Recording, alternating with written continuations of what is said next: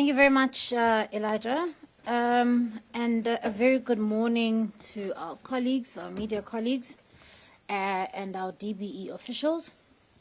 And a good morning to the Deputy Minister, Dr. Mhaule. Thank you very much for joining us for this state of readiness. So today we are briefing the nation on the country's state of readiness for the 2024 National Senior Certificate Examinations. These examinations are not only a critical milestone for the learners that are involved, but they also represent the cumulative efforts of our education system, our schools, our communities, and of course the Department of Education. With just hours to go before the first paper is written, I am proud to announce that we are ready to administer the 2024 NSC exams, holding ourselves to the best-in-class integrity, security, and efficiency of standards. Outside of the national and local government elections, I've yet to learn of any other logistical project of this magnitude, because we are rolling this out across all 9 provinces in various communities. This year, we have 727,121 full-time candidates, 155,215 part-time candidates who will be sitting for this exam. And that is a total of 882,336 candidates across South Africa. Concerning private schools, there are 16,400 learners who will be taking the IEB exams. These learners have faced a range of challenges throughout their academic journeys, mainly due to the impact of COVID-19 in the earlier schooling years. The class of 2024 entered grade 8 in 2020, right at the height of COVID-19 pandemic. This disruption caused by the pandemic during these formative years has had a lasting impact on their learning. Over the course of the academic journey, the department has instituted several mitigation measures to address these gaps. These interventions were part of the Learning Recovery Program, which aimed to mitigate the effects of the pandemic and to ensure that learners could make up for lost time. Some key initiatives supporting the class of 2024 have included personalized learning interventions, additional teaching support, socio-emotional care. Equally, provinces have rolled out face-to-face extra tuition sessions, Saturday catch-up programs, and extended school hours in key subjects, especially for the learners who struggled to cope with the curriculum due to content, due to earlier disruptions. These targeted interventions focused mainly on subjects of high enrollment, such as mathematics, life sciences, and business studies. In addition to classroom-based interventions, learners have also benefited from extensive support in the form of revision materials, past question papers, online resources that have also been made available to us through private-public partnerships. Our stakeholders such as Vodacom, MTN, the National Collaboration Trust, and other corporate partners have been instrumental in assisting us to make sure that our learners are catching up and they have the extra support that they need.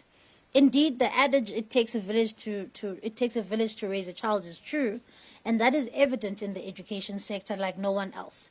Civil society and private sector support in helping create an environment is deeply felt. I want to encourage more members of the private sector and civil society to support the education sector as we face severe budget constraints. The system now is under strain and it needs your help. Ladies and gentlemen, the last push program by the various provincial departments has played a crucial role in ensuring that learners can consolidate their learning in the final days before the exams. These efforts have been aimed to ensure that no learner is left behind.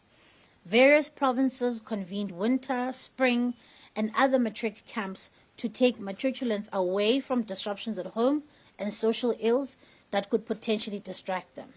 In the last push, we have seen learners give their complete focus and attention to the upcoming matric exams. Furthermore, the department has ensured that our learners with disabilities are adequately catered for.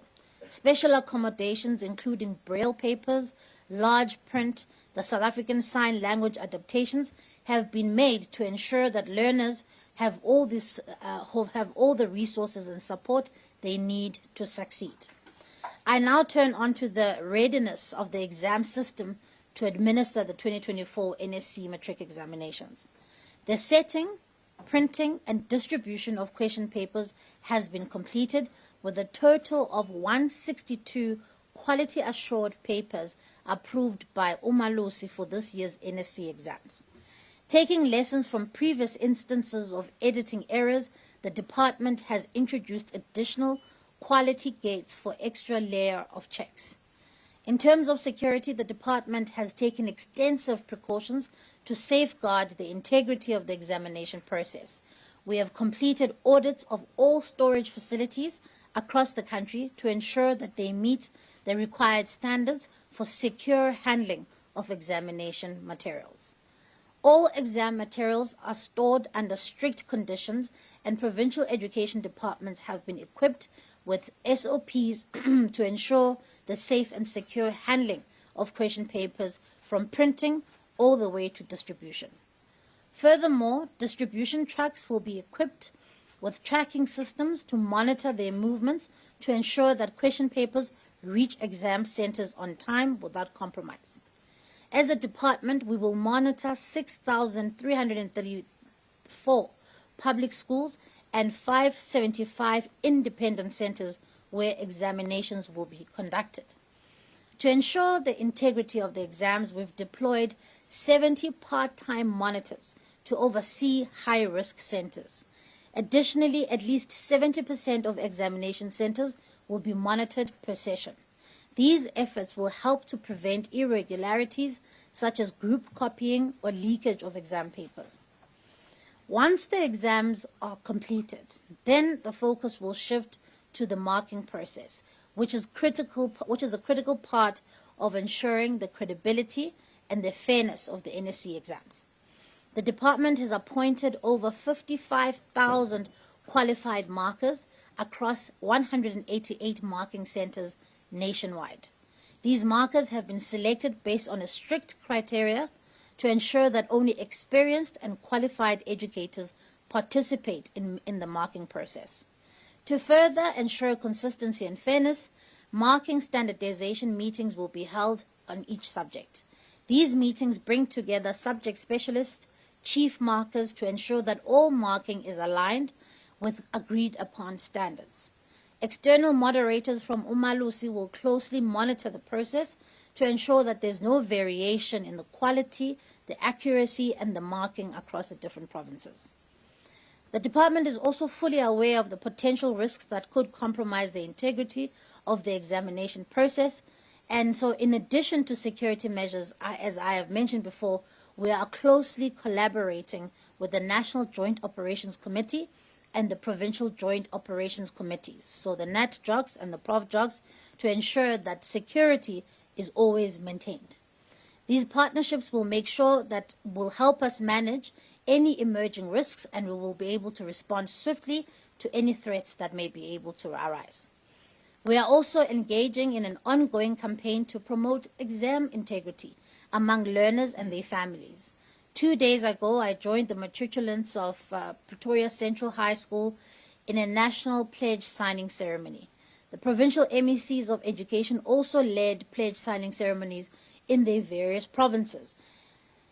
All learners now have signed what we call an exam pledge, in which they make a declaration to uphold the principles of honesty and integrity throughout the exam period. The pledge reinforces the importance of ethical conduct and discourages any attempts to engage in dishonest practices. Additionally, pledge signing ceremonies have been held in schools across the country to publicly reaffirm the learners' commitment to these values. Despite the challenges faced by the class of 2024, we are confident that our collective efforts have prepared them well for the upcoming examinations. Their journey has been one of resilience and determination, and we believe that they will rise to the occasion. Finally, to the learners, this is your moment to shine. You have worked hard over the past 12 years, and now you have the opportunity to showcase your knowledge, your skills, and your determination. We are confident that you will approach these exams with the focus, the discipline, and the commitment that has brought you this far. Please stay off Instagram, Facebook, and TikTok, and any other social media to minimize disruptions during this critical time. To the Department of Basic Education, along with our provincial counterparts, much has been done to prepare the NSC exams, but we must be vigilant. I am proud of the learners, the teachers, the schools, the provincial departments, and the DBE for the way in which they have prepared the system for the NSC of 2024. But we must remain vigilant until the very last exam is written.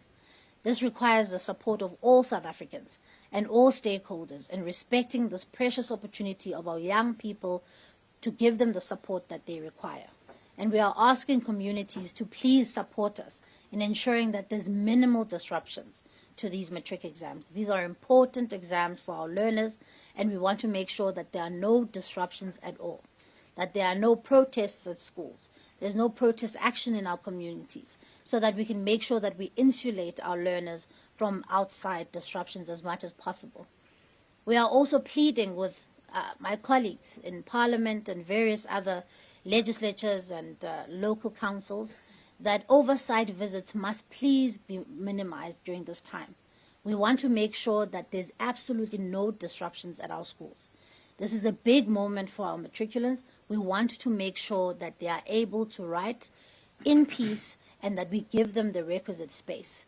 And so I do ask my colleagues, while there may be a desire to go and view exam centers, that we give our learners space to be able to do this. I know you remain committed to ensuring that the 2024 exams are administered with the highest integrity. These examinations will not only serve as testament to the quality of the education we deliver in our classrooms, but also as a stepping stone to the future success of our learners. The eyes of the country are now on us. We dare not fail. In closing, I wish all our learners the best for the exams. You have the support of your teachers, your families, your communities, and of course, you've got the support of the Department of Basic Education and this team. Approach these exams confidently and know that the nation is rooting for your success. Ladies and gentlemen, I declare the country absolutely ready for the 2024 NSC Matric exams. Thank you.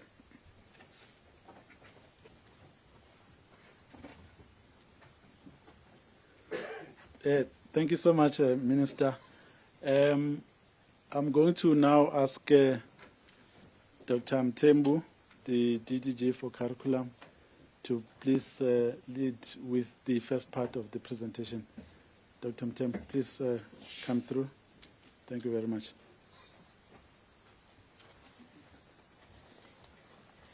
Good afternoon, Minister of Basic Education, Deputy Minister of Basic Education, the Director General of Basic Education, colleagues from the Department of Basic Education, colleagues from the media houses. We are now presenting the state of readiness for the 2024 National Senior Certificate Examination. It comes in two parts. In fact, what we are presenting are two sides of the same coin. The other one cannot succeed without the other. If you don't prepare learners well, then you will have problems in the administration. But if you don't have good administration, then you will also have a problem with resulting the same learners. We are going to present then the academic state of readiness or the learner preparation state of readiness, and then from there we'll get to the readiness of the system, which we call administrative readiness. Now, in 2024, what we did, in fact, starting from 2023, we profiled the class of 2024. We had to know their strengths and weaknesses. And then we also had to outline their journey from the General Education and Training certificate band to the Further Education and Training band. Now, the main intention was to identify their strengths and weaknesses as well as challenges in certain subjects. Now, that would help us to tailor curriculum support programs that suits the characteristics of the cohort without forgetting the standard that they must attain in 2024, because the Department of Basic Education believes in the Kaizen philosophy, continuous improvement. Now, this cohort exited the general education and training band with very strong background in home languages. And also they were not weak in the natural sciences, economic management sciences, social sciences, and mathematical sciences. So when they got to grade 10, they were ready to make their choices of subjects so that they get ready for the grade 12 exams. They were affected by COVID-19, just like the cohort of 2023, cohort of 2022, cohort of 2021, and cohort of 2020. Therefore, what happened for this cohort is that they were lucky to get teachers who were experienced in dealing with teaching and learning under the COVID-19 situation. And also, what you want to talk about is the fact that they benefited from recovery. The Department of Basic Education did not waste the crisis. Out of the crisis, more and more programs were made available as part of the recovery program. And they benefited from the recovery program because they got targeted instruction, personalized learning, additional support, socio-economic support, emotional support, and extra learning. Now, in this way, they started to regain knowledge, skills, competencies, and even confidence that they are not going to be affected negatively by COVID-19 on their way to grade 12. Also, they benefited from the relaxation of social distancing, because that's when now they were able to do group work, peer assessment, and all the things that need them to get together. Also, in grade 10, they were able to complete the curriculum because there were no disruptions, and in grade 11. So they wrote a full exam in grade 10 and grade 11. This helped them then to be exam fit. But also because we did not waste the crisis, they also benefited from a lot of material which we developed during the times of COVID-19, because we had to get material for learners to learn at home, new notes, and also electronic material. So those were the benefits they had. And in terms of examination fitness, remember in grade 8 and grade 9, they were writing standardized tests instead of examination. But in grade 10 and 11, they wrote a full examination and a trial examination, which made them to be exam fit. But also, this cohort is also benefiting from the Director General's examination fitness module. It's a booklet which was directed by DG to say, having done everything, let us have a booklet that is going to tell them about kinds of action verbs in the exams, how to answer different types of questions, and some of them go with this DG's module up to university because it talks about study methods and other things. Then we have said that they were strong in home languages and they were also not poor in content subjects just because of support given.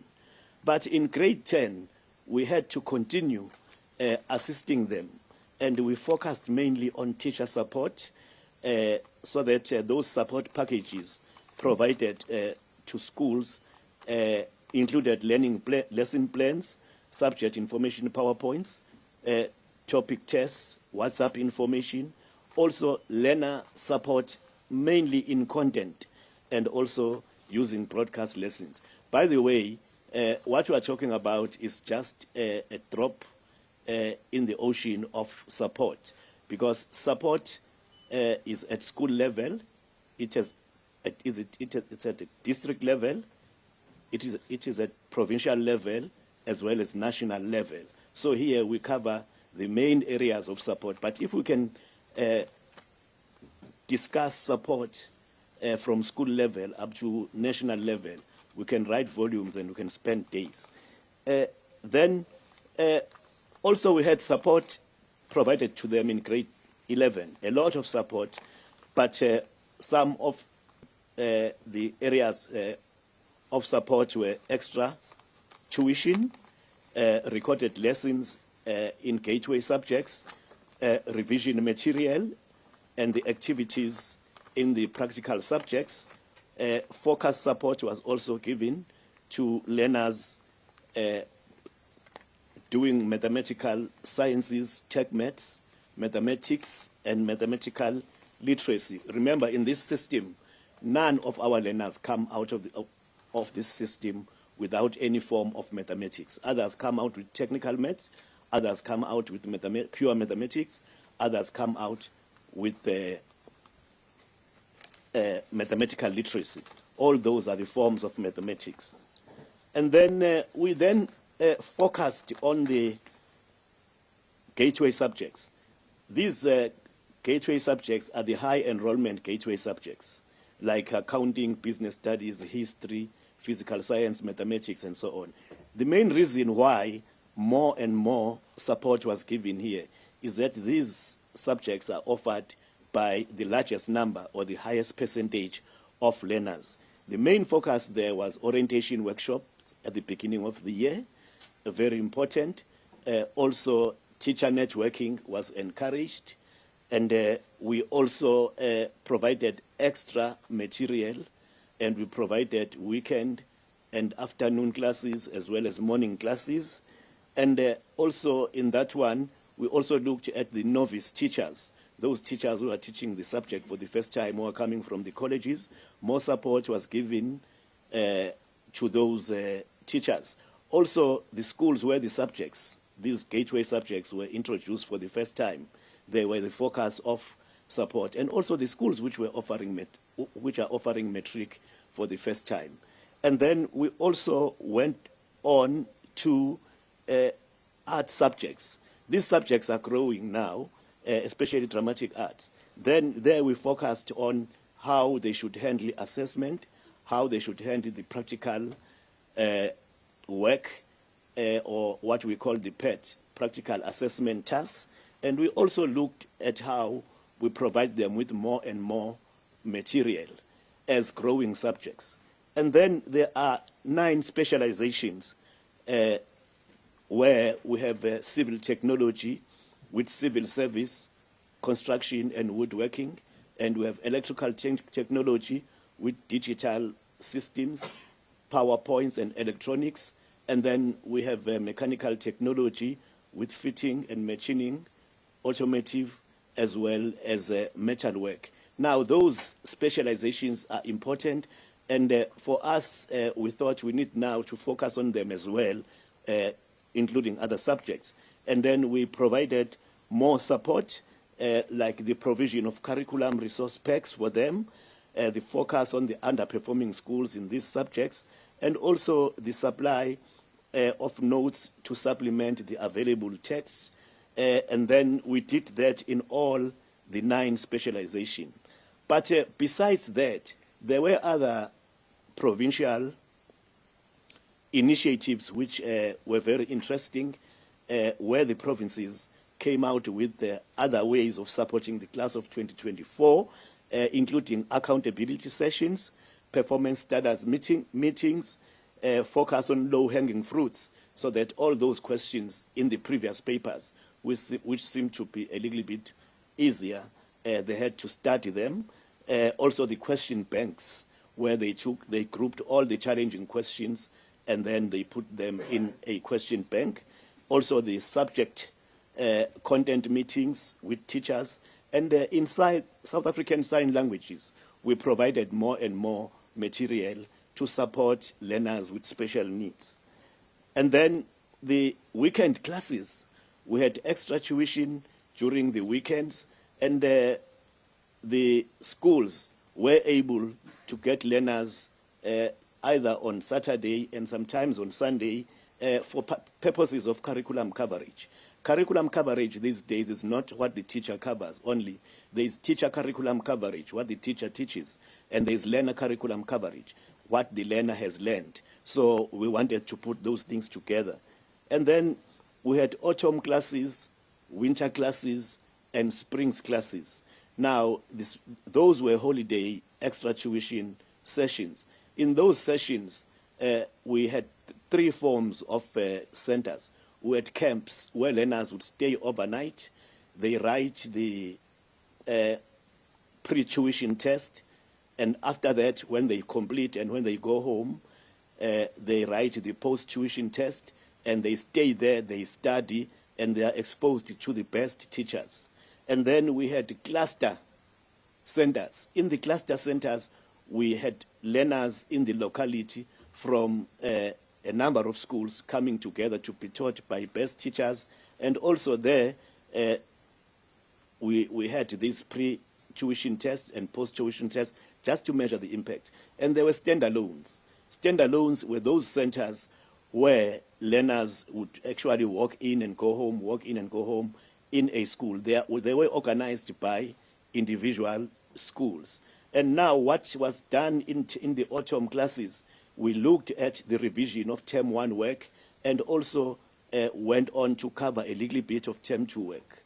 And then in the winter classes, we actually revised Term 1 and Term 2 work and went further to prepare for third term work. All that was done by the best teachers.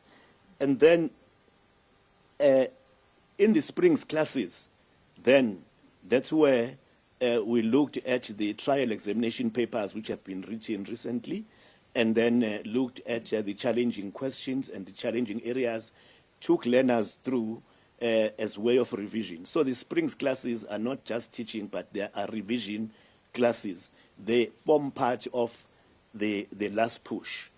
And in terms of resources, we had a lot of resources. In fact, we can write pages, but some of them were Matric, subject study guides, Siavula textbooks, the Mind the Gap material, Vodacom study notes, MTN study notes, community radios were part of it, WhatsApp for teachers networking, WhatsApp for learners networking, radio education shows, also the DBE examination fitness module. Then the monitoring, it came in three forms. The main reason why we had to monitor, it's because we wanted to give support to these learners, motivate them, and ensure that the teachers who are there, they do the right thing. It came in three forms.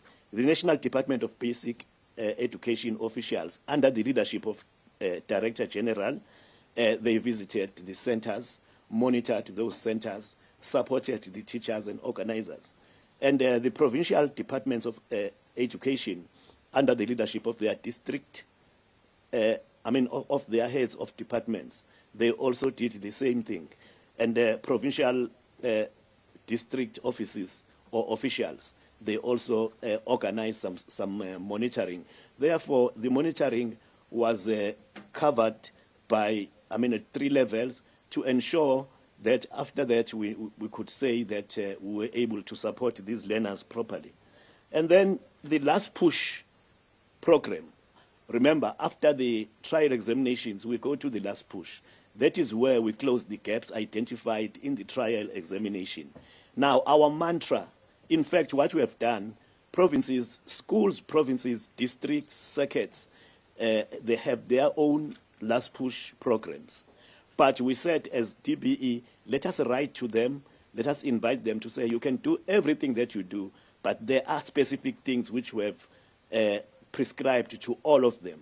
The mantra for the last push is work with them until the last day before the examination. In the olden days, we had the countdown. Our countdown was a general countdown where we say we are so many hours away from the start of the exam. That is a general countdown. Now, there is another countdown which is called a subject countdown, were to say how many days are left before we write mathematics. And there's also a paper countdown. How many days are left before we write mathematics paper 2? So each learner has the other countdowns for the subject as well as the paper. So we said we go with them until the last day of the examination. That is the mantra. The other thing that we said to provinces to ensure that they use is the module on exam fitness, the management of the timetable, understanding of the action verbs, how to answer short questions, long questions, essay questions, and what to do on the first day, because the majority of these learners are writing the external exam for the first time. But also we want them in the module about examination misconduct or irregularities or copying. And then the provision of extra resources. We said this exam, National Senior Certificate Examination, CAPS, Curriculum and Assessment Policy, it has more than 19 previous papers. That is final papers and supplementary papers. Then we said these papers should be used in selecting questions to assist learners. And then we have also told them to ensure that they group questions for struggling learners, to say they must take out the knowledge questions and deal with them. And then after that, they take out the comprehension questions, they deal with them. After that, they take from the papers the application questions, they deal with them. And then after that, they take the analysis questions, they deal with them before they expose them to the whole paper, so that these struggling learners can move from the simple to the complex, so that they first understand these types of questions and also then go to the final paper, to the full paper. The no candidate left behind. The no candidate left behind. We say teachers must watch those learners who are struggling, ensure that they assess them and check where they are. Then broadcast lessons are also going to be there in each province by way of revision. And the role of parents. We said the provinces, through the governing bodies, must ensure that parents assist learners by creating a conducive environment for studying, assist with studying resources where the learners need them, and also communicate with the teachers about the coping of learners, and also monitor the social behavior of these learners. Minister has mentioned that WhatsApp, TikTok, and everything must stand aside. But also, the parents must help to reduce the number of house chores or family chores for learners, especially the girl learners, to say, now the focus should be on the exam. That was the academic state of readiness or the preparation of learners. Thank you.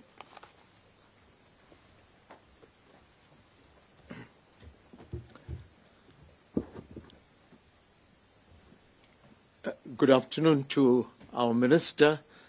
Good afternoon to our Deputy Minister, our Director General, all senior officials present, together with the media contingent, and most importantly to the viewers this afternoon. Our Minister has already provided us with a broad overview in terms of our state of readiness in terms of the examination system. Now, our learners have gone through 13 years of learning, and we have a responsibility to make sure that we provide the most conducive environment for these learners to write the examination and demonstrate their full potential. I think we are fortunate in South Africa that we've had an examination system that has evolved and improved over the years, and we certainly have an administrative system that is internationally comparable. We have well-defined norms and standards, and as Minister has indicated, clear standard operating procedures so that every element, every component of the examination administered at provincial level follows our standard operating procedures. We've also had the advantage of administering a June examination, which has served as the pre-run to this more important end-of-the-year examination, which involves a higher number. Very quickly, just to give you some details in terms of our numbers, we have 727,121 full-time candidates. And interestingly, we have 4,000, almost 4,000 more candidates compared to last year. So it's a system that is growing. We are a little bit concerned about our part-time numbers. That's decreased from 180,000 in 2023 to 155,000.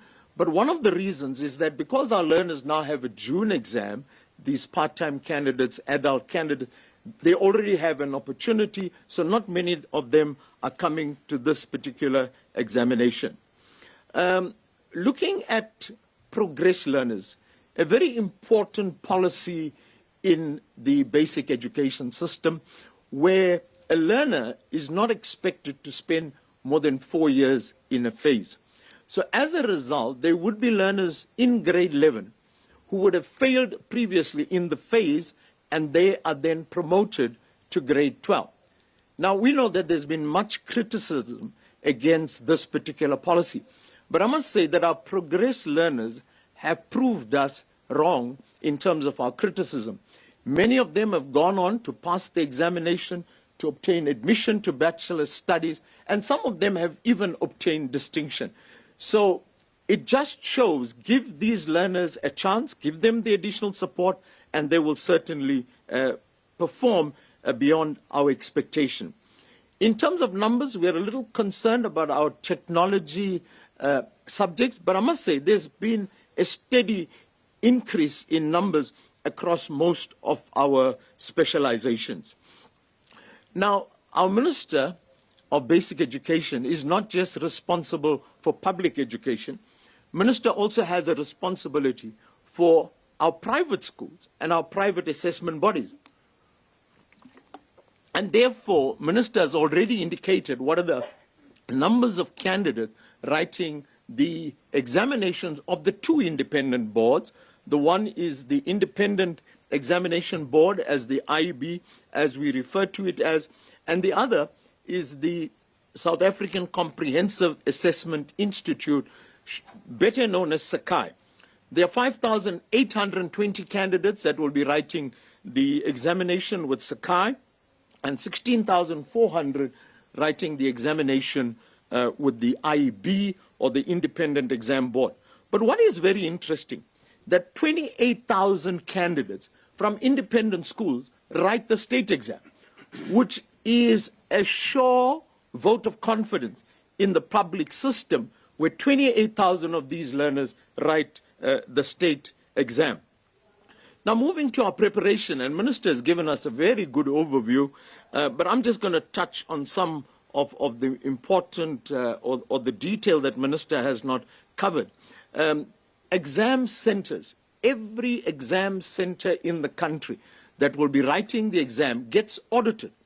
And we classify our exam centers into high risk, medium risk, and low risk. And our high risk centers are either taken over by the district in terms of the chief invigilator and the invigilator, or we place a resident monitor who's there for the entire duration of the exam. In the case of our medium and low risk centers, we will use what is referred to as a roving monitor. So we're leaving no stone unturned in terms of ensuring that no irregularities occur, particularly in our high-risk centers. And high-risk centers would be centers that have had irregularities in previous years. Registration of candidates is of critical importance. You must make sure that every candidate is registered accurately, and through that accurate registration, we can then ensure that every learner will receive the right question paper at the right time and be processed accurately and receive his statement of his or her statement of result. Now, we have conducted an audit of the registration database of every province, and we've given them a certificate of approval to say your registration database is in order, you can now proceed with the subsequent steps. Our question papers have all been approved by Umalusi, and they currently are undergoing printing, and we cater for learners with special needs. We have question papers that are brailled, adapted papers for the deaf, and we also apply a accommodation, extra time, provide a scribe for a learner that's not able to write, and readers for those that may be struggling to read. So all our learners are fully accommodated. One of our pet programs is the South African Sign Language Examination. It's being written for the 7th time. Now, what is interesting about South African Sign Language is that the learner receives the question paper that is signed. He then responds in sign language. That gets recorded via a webcam, and that then gets marked centrally under the supervision of the DBE through the use of experts in sign language. Our printing, packing is all on track. We've done an audit of all sites where printing, packing, and question papers are stored, as Minister has already indicated.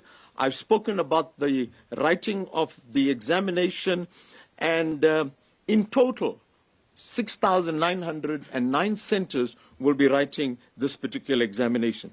Coming very quickly to marking, I mean, marking is possibly the most important component of this entire examination cycle, because this is where the actual judgment, the actual assessment is made of the learner evident. And you may be concerned about, are the right educators appointed as markers? And let me assure the South African public that we have a stringent process of appointment. We have clearly defined criteria which are in the personnel administrative measures referred to as the PAM, and this gets done by the provincial department. But the DBE conducts an audit of markers that are appointed to make sure that there's compliance. And we have picked up some anomalies which have been corrected already. In addition to the DBE doing an audit, Umalusi comes in and does its own audit as well. So you can be rest assured that the answer scripts of our grade 12 learners are marked by the best educators in the country.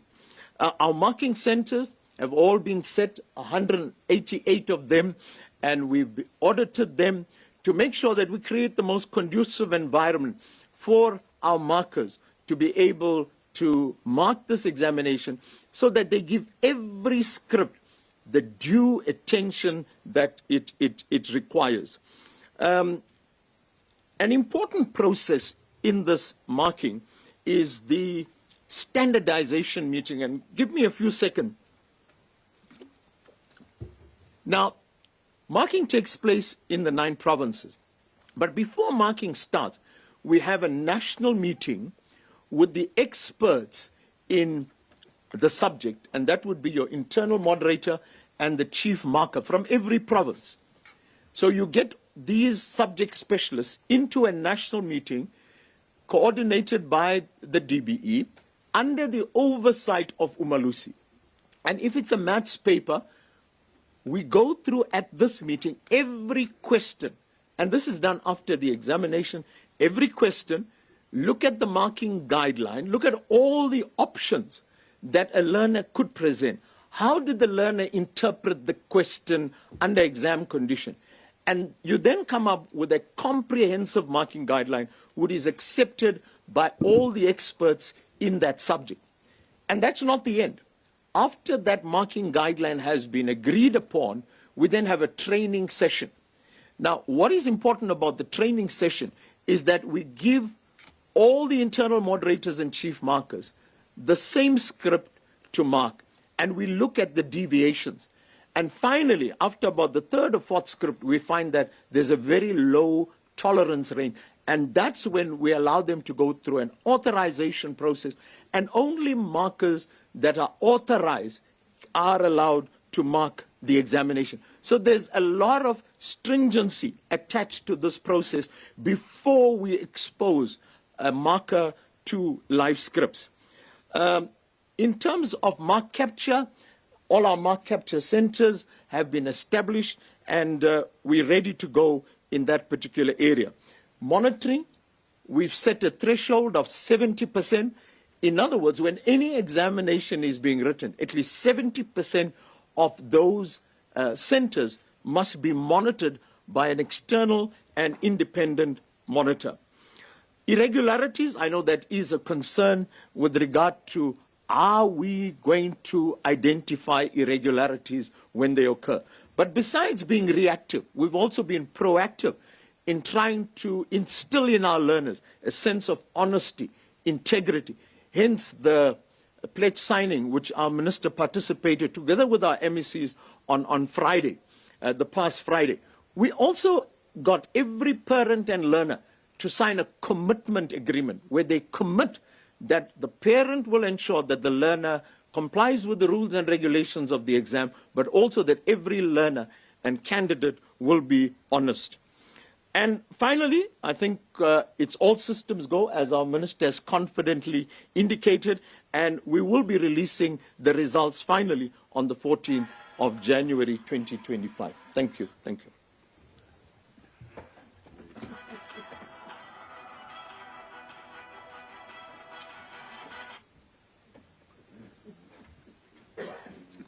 Thank you very much, Dr. Polia and Dr. Mthembu, and indeed the Minister. We have now come to the point where we are going to take questions from the WhatsApp line, as well as the colleagues that are in the room. By show of hands, can you please indicate if you have any questions? And Ishmael, is it you on the WhatsApp line? Yes, please do indicate as well if there are any questions that are on the WhatsApp line. But let's start in the room. There are 2 hands that I can see. Is it more? I think it's 3, 4. I think it's 3, 4 hands, if I'm not mistaken. Let me start at the back and move to the front. Please start with your name.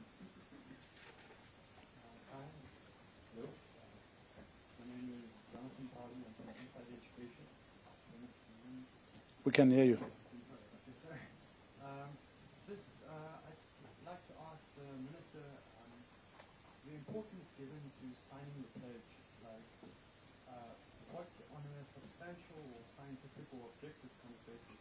What is the value of pledging in terms of preventing dishonesty?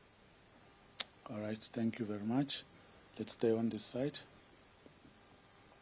Thank you so much. Good afternoon. It's former athlete from DBE Minister. I've got 4 questions, Elijah. Please proceed. So the SA Weather Service has issued warnings for tomorrow and into the week, especially with KZN, and that has been a problem for the province for a while, with expecting floods and some serious disruptions. How is this going to be handled, especially seeing that, you know, we just come from this crisis caused by the snow and severe flooding recently in KZN specifically? And then when we speak about ESCOM, I know that in the past the department would have conversations with ESCOM, you know, and the cooperation that you have with the utility. Have you had this conversation yet with them to support in terms of stability of power supply for the exam processes? I know that there's no load shedding, but we are seeing areas with a large number of load reduction that is happening at the moment. There's always a risk when it comes to protests, and it's often resulted in rewrites in Mpumalanga recently, actually. So what's the message to communities? I think we have also spoken to this regarding protests that disrupt the exams. We saw this last year with the MSc exams in Mpumalanga. And what are you doing to address the decline in the number of learners taking the so-called critical subjects? Is it because schools are encouraging learners to take easier subjects to boost the results? Thank you. All right, thanks very much. Let's move to the other side of the room. Vera? Mopadi here from Newsroom Africa. I think just the first question being on the high-risk centres and those additional monitors that will be placed there. Would we be able to identify what makes these centres high risk and perhaps maybe where they are perhaps as well? And I know, of course, last year we had a pass rate of 82.9%. Minister, do you have a target at all? Do you measure the success of the final exams through this as well? And of course, as well as you've mentioned, the grade 8 students were the ones that came in at the height of the pandemic.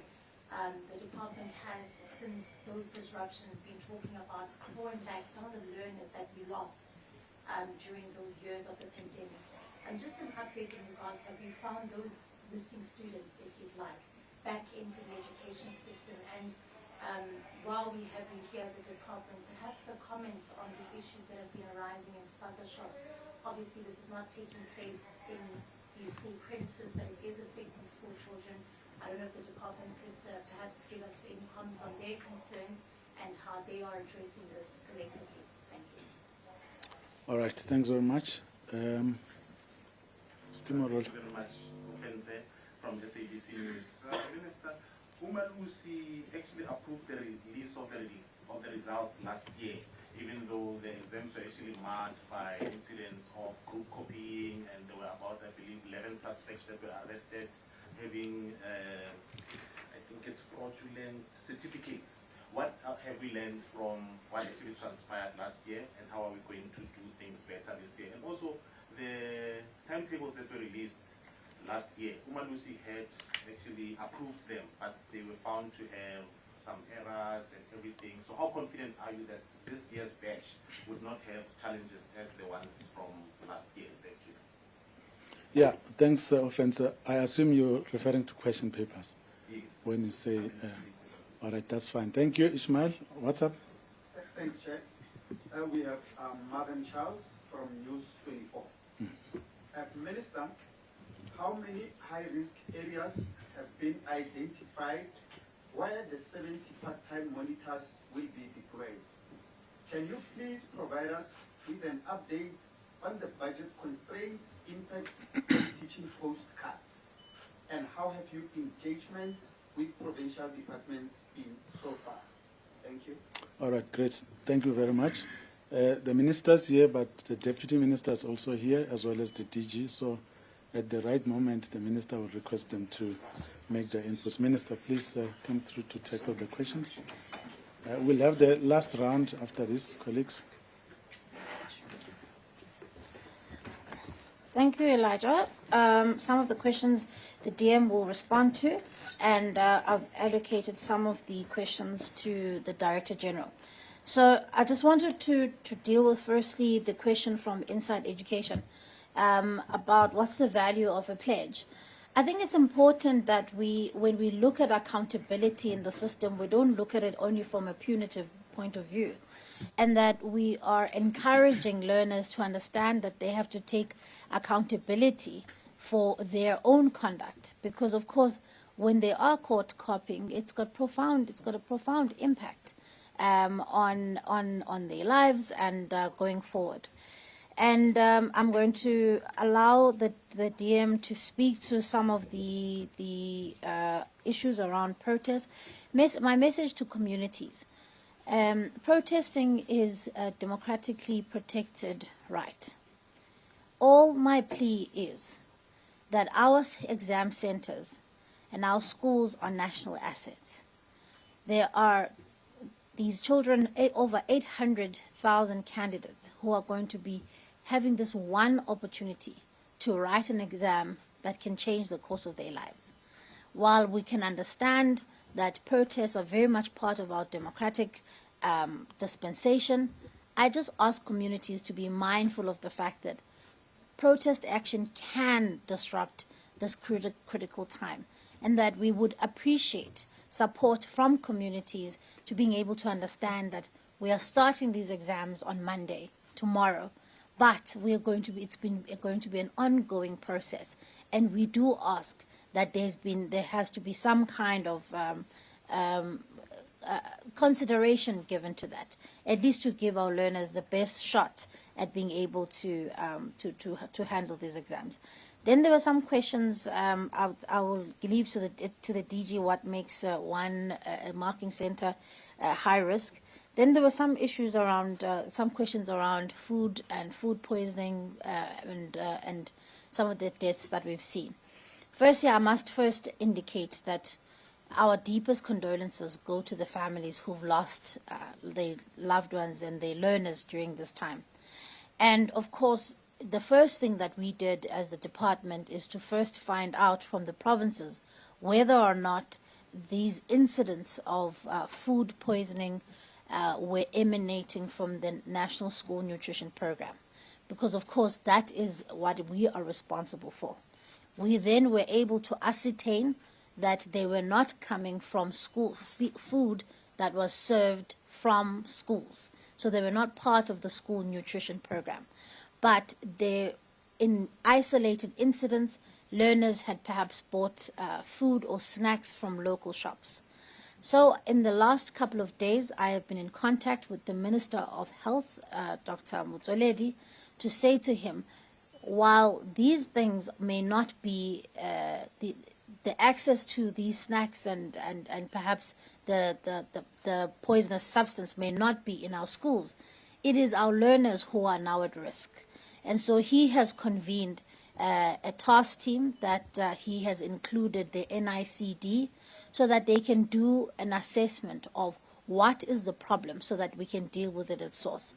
Of course, he understands the necessity of getting onto this matter as urgently as possible. He has assured me that they will be in a position to be able to advise so that we may be able to advise our learners. But in the meantime, we've also said to our learners and our parents that we need to be extra vigilant about what is bought and what is brought into schools.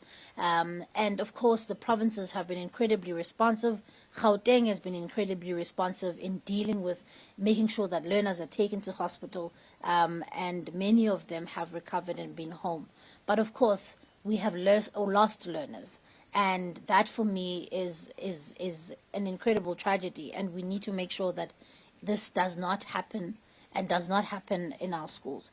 Then the other issue that was asked, and I think that I should handle, is the issue around budget cuts and our engagement with provinces.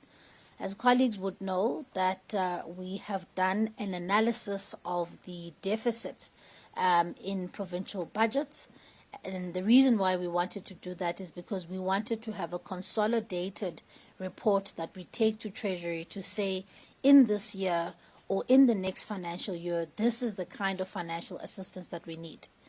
Our absolute focus and obsession as the department is to make sure that we save frontline services. We have to save our teachers and make sure that there's a teacher in every classroom, and that we have to keep the ratio of learner to educator as low as possible, because we know large classes do not yield good education outcomes. And this case has been made at a cabinet level. This case has been made with the Minister of Finance, and I do believe that we will then be in a position to hear from him at the end of this month when he tables the medium-term budget policy statement on what support will be given to the sector, but also what support will be given to the sector come the new financial year and his tabling of his budget in February. I'm going to leave it there. Perhaps, DM, if you could come and deal with some of the questions around the subjects to boost results. I think that's important, and dealing with some of the issues around there was one question about a target. The lady asked about a target. Look, I must say this, that we have to look at the education system as a continuum. We have to make sure that from an early age, learners have access to quality early learning. So from ECD, from 2 grade R, and we have to make sure that throughout the system, we are strengthening it. I do want to see an opportunity one day where we reorientate our thinking about what makes the system successful. An over-reliance on saying the matric exams are the sole marker of success, in my view, is not the way to look at it.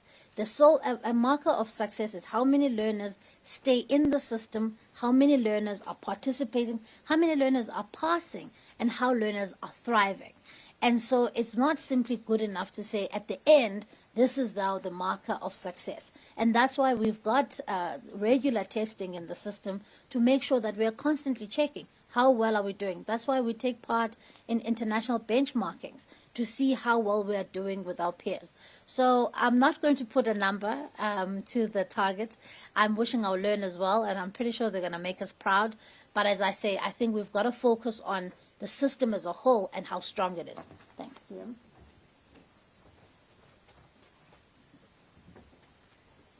Thank you, Minister. I think I will put a number for you. Want to retain the 82%. Yes, the question came with disruptions that we can put a number, but the disruptions will lead to us not achieving the number that we want to. But the system really is getting there, is promising. So we're not looking at anything below what we got last year. Minister, thank you. I want to respond about the issue of ESCOM and municipalities. There was a meeting that took place between the department, as we always do. Every year, the department will have a meeting with ESCOM, and even during the time when there was still load shedding and what. But remember, now we have a challenge of what is called by municipalities load reduction, not load shedding, because ESCOM has ascertained us that there will be no load shedding, as there is no load shedding anyway. Especially that those subjects that need electricity will be written this week. Your ICT, CAT will be written this week, and they promised us that there will be no disturbances whatsoever. But we encourage provinces to also enter into discussions with municipalities, because municipalities are the ones now who are embarking on this load reduction as a way of curbing their debt to ESCOM. Then the municipalities also, together with SALGA, they promise that exams will run. We know that sometimes there will be those notorious people who want to switch off the schools because it's examinations. That's why the minister wrote letters to all MECs to say they must pay where it's needed, but though we are in a financial constraints. On the security of papers, we have always been, and we are still, and there is this new commitment by the security cluster that they are working with us. And the security cluster is not only our police officers, including Defence Force. When the floods in KwaZulu-Natal may come, the Defence Force is there. If they have to use a helicopter, whatever, because our police officers have always been hands-on when coming to examinations and the distribution of papers. There will be Baki that is making sure that the security of papers is there. So we still believe, though the DG will add on that one, but the meetings were very effective. Minister, I spoke about the targets. The group coping, as Dr. Polia, or both of them, they spoke about the risk centers. Those centers that are risk, where we identified that there's a group coping, like it was indicated that in Mpumalanga, somewhere in one of the districts in Mpumalanga, some of the centers where we think that it's a risk, they've been taken over by DBE, not allowing those teachers whom we suspect that they were culprits in making sure that our learners are coping. Then they have been even withdrawn to participate in the examination, in any form of administration of examination, because they don't qualify. So they are withdrawn. So the DBE has taken over, got capable teachers from somewhere, and officials, of course, to handle those examinations. I want to, the postcard minister has attended that one. The signing of the pledge, just to add to what the minister said, really, we are putting a sense of accountability on the side of learners and their parents and the schools. Because when you sign a pledge, sometimes when you want to commit an error, that thing that I signed a pledge comes in. And our learners, the way they prepare, they go to school every day, they go to school on Sundays, and all what they have presented here. Holidays, they don't have holidays. They prepare themselves for the examination. So they don't want anyone to come and disturb their preparedness, because they are prepared. So when you come in now as a teacher, you show them a paper, because some of the papers that are lingering around are not even authentic papers. We changed the security features. Some people don't know that we changed. Then you'll circulate a paper that is written Mathematics 2024. with a barcode of last year or of 2021. And we know that we're not using this now. And they are confusing our learners. Our learners are not welcoming those things. That's why if you send them messages to say, this is the paper, the learners themselves, they tell the department that this is happening because they don't want that, because they are ready. They've been prepared to run the examinations. So we are calling upon our learners throughout South Africa, those that are listening now, don't entertain any paper that is written 2024, that it's a paper, because it will misdirect your efforts. And some are even sending what we may call memoranda for a paper, which is not. Our papers are secured. I think the DG will cover that one. DG?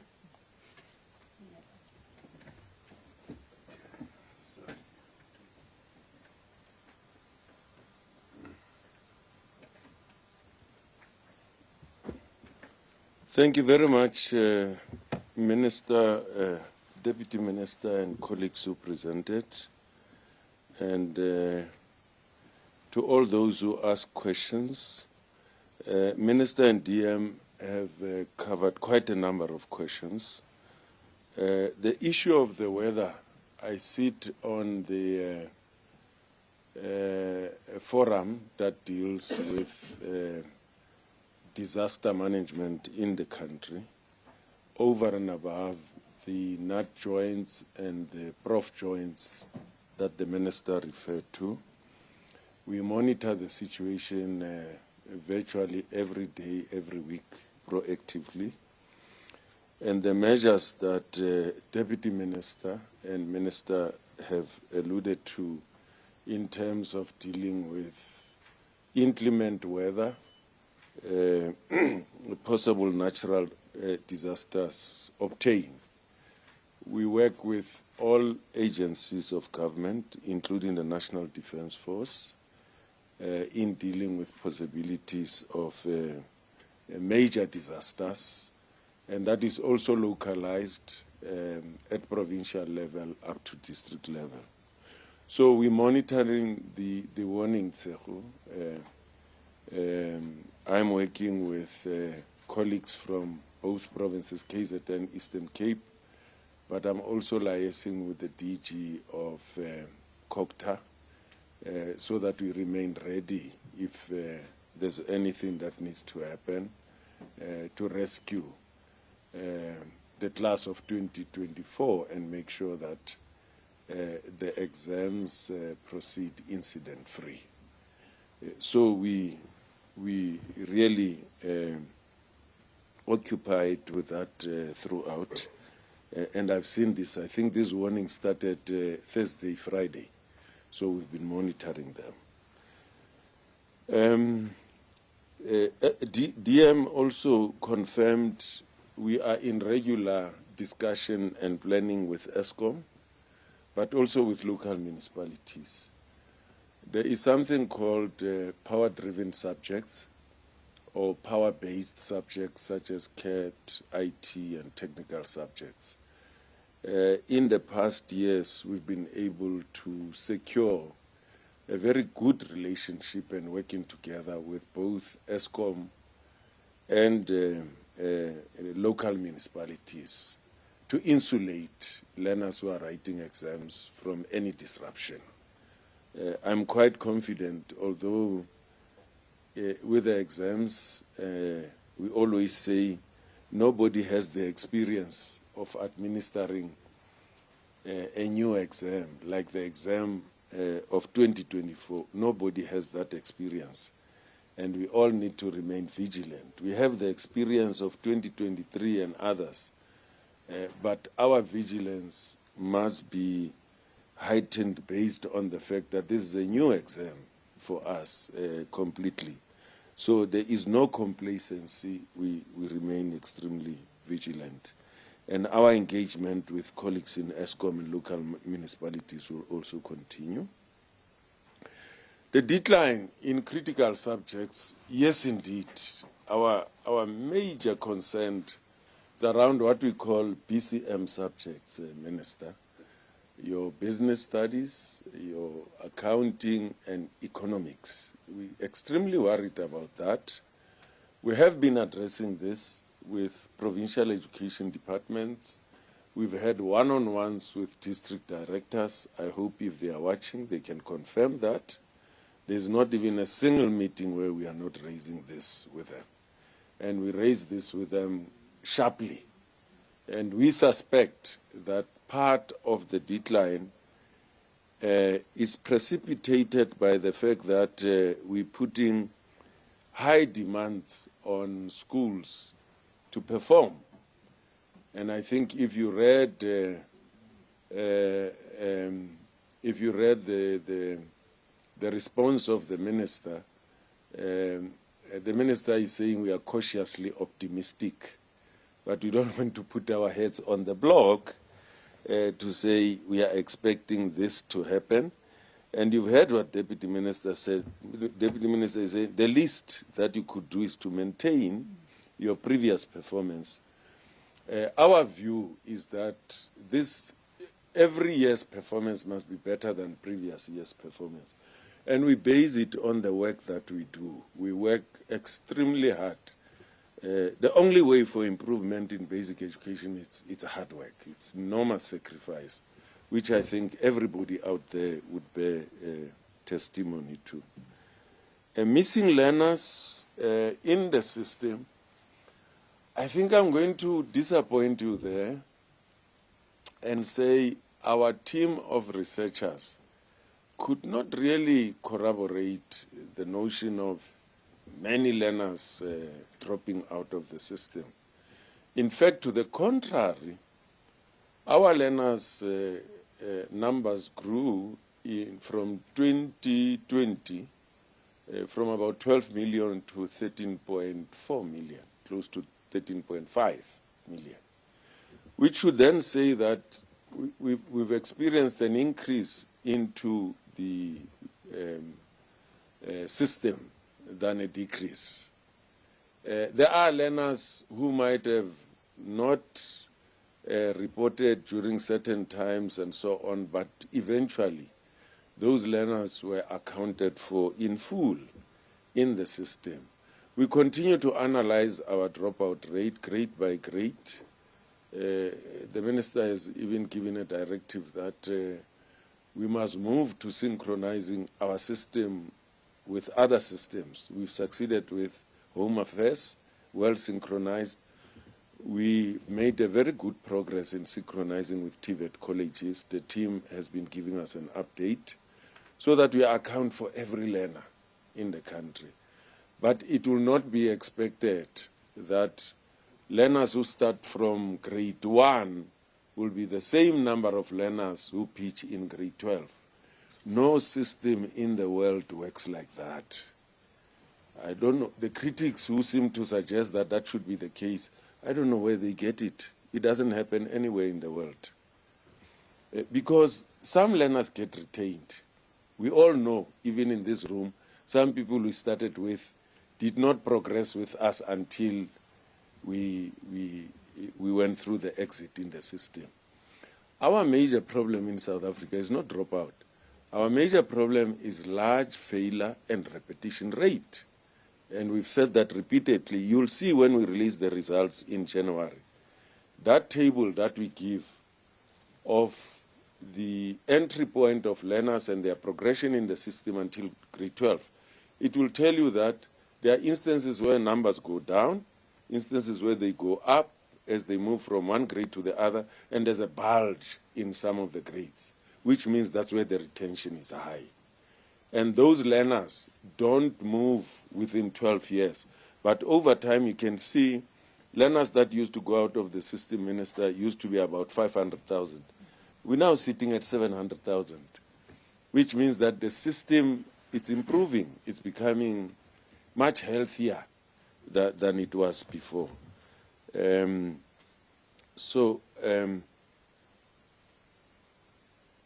What have we learned last year? DM covered that. As I've said, the danger is to assume that this year's exam is going to be the same as last year.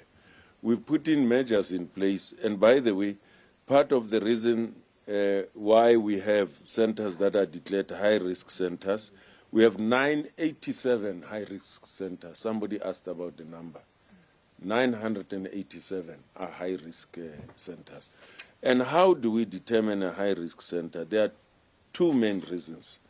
One, if you are presenting grade 12 learners for the first time, you are a high-risk center because we don't have any background of your credibility in presenting grade 12. So you are a high-risk. Automatically, you are a high-risk center. Number two, are centers where we've picked up irregularities. You are a high risk, and you are deemed to be such a center.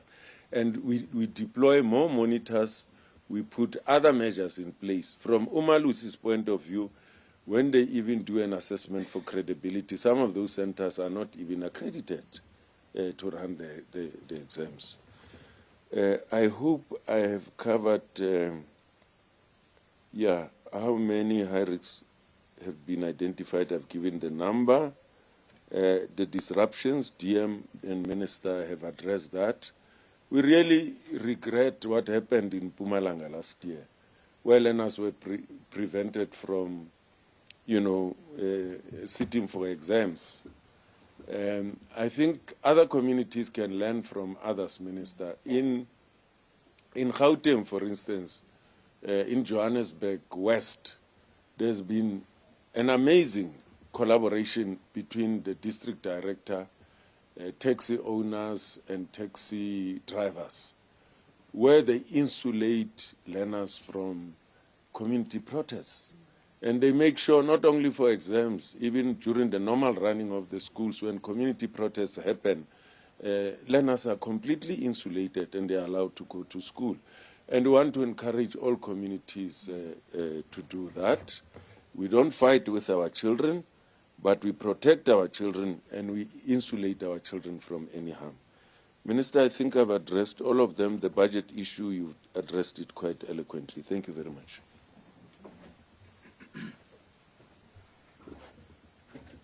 Minister, I've been reliably informed that there are no questions on the WhatsApp line. So the second round will have one hand only in this room. And then we'll close thereafter. Tseho, what's the question? Thank you so much. Just two questions from my side. The one was, during their briefing, were concerned about staffing matters. I think it was markers or some, I don't remember exactly, but they were concerned about staffing matters regarding these NEC exams during their briefing. Can you please just address that and what is happening there? Has the DBE been able to close all those concerns that were raised by UNIC? And does it have anything also to do with the budget constraints that the department is facing? And the DG just said that some centers are not accredited, or UNIC found that some centers were not accredited to even run the exams. With this NEC exams that are taking place, are all centers now accredited, especially those high-risk ones? Are they all accredited to run the exams, all the centers that you have? But also, how does that happen, that you have centers that are not accredited? And what is then the message to candidates who will be sitting, and how do they check that these centers are accredited? Thank you. All right. Just to confirm that there's no other hand. Okay, there's no other hand. So those are the two questions. Dr. Paula will handle that. All right.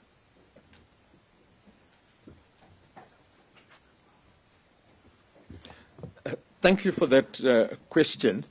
In terms of shortage of markers, I think Umalusi was merely noting an observation, but I can assure the media contingency as well as the South African public that this is not a problem at the moment. We've adopted at least 3 mechanisms that will deal with some subjects where there are shortage of markers. Now, basically, the shortage of markers occurs in the languages, and it's in 2 languages. It's in English home language, and Afrikaans home language, and first additional language. Now, the reason we have shortages in languages is simply because in languages we have 3 papers, and each of these papers is marked separately by a separate group of markers. At school, one teacher is able to mark all 3 papers, but during a marking session you need 3 different groups of markers, 3 times the number of markers. So to address that problem, what we've done, we've adopted either a staggered marking approach, where the English paper 3, the Afrikaans paper 3, these would be marked before the full marking session commences. So markers that mark paper 3 will then be able to go and mark either paper 1 or paper 2. So that's the first approach. The second approach is that where we cannot adopt staggered marking, we then would go the route of extending the number of marking days. So if the number of marking days was 7 days, we increase it by an additional day, so that for the shortage of markers in that particular paper, we either increase it by a day or 2. But I also want to indicate that a number of our provinces have gone on a second and a third recruitment drive, just to encourage markers to come on board. And that has really been resolved in terms of the shortage of markers. Umalusi also raised the staffing capacity. Generally, with the budget constraints, there are vacancies in our provincial units as well as at DBE. But here again, our contingency plan was to move officials during the exam period from other units, other directorates, into the examination unit so that no vacancy is unoccupied or not attended to, and as a result that becomes a risk. So, and when people are brought in from other units into the examination unit, it's an official appointment. They fully understand the responsibility that they're taking on. So that shortage of staff has been dealt with. Umalusi did raise the point that these kind of interim measures are not appropriate, and Minister, DM and DG have taken note of that, and that will certainly be attended to in the future. So that was the issue of shortages of capacity. Centers not accredited. What I need to explain is that in the case of independent schools, an independent school must first be accredited by Umalusi before they are allowed to be registered as an examination center and offer the exam. Now, obviously, the accreditation process can be a long, drawn-out process because Umalusi must conduct a physical audit and make sure that such a school is delivering quality education. So accreditation can take possibly 2 years, can take place 3 years, but in the interim, those learners have grade 12 learners. So we therefore then say that because they are learners at the school is not accredited, our responsibility as a department is the learners. And therefore what happens is that we will take over the exam. We will use that school as a center, but we will appoint the chief invigilator, appoint the invigilators, so that the examination is not compromised given the fact that the center is not accredited. The other option we've used is to establish what we call a designated center. It is a separate center where part-time learners write the exam, and we can then move the learners from those independent schools into those designated centers. And again, designated centers are under the direct supervision of either the district official or the provincial official. Thank you.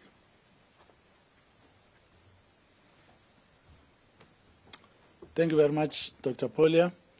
Minister, I know that our colleagues will withhold some questions which they are going to ask you during the one-on-one sessions. They always do that. It's not a bad thing. But, ladies and gentlemen, thanks very much for the attention that you've given us. We've come to the end of the media briefing. Minister, DM, DG, DDG, Chief Director, and colleagues sit at this side. We appreciate your presence and your support. Minister will be here for any additional clarification, and DM is here as well. And let's conclude an hour and a half later. Thank you very much.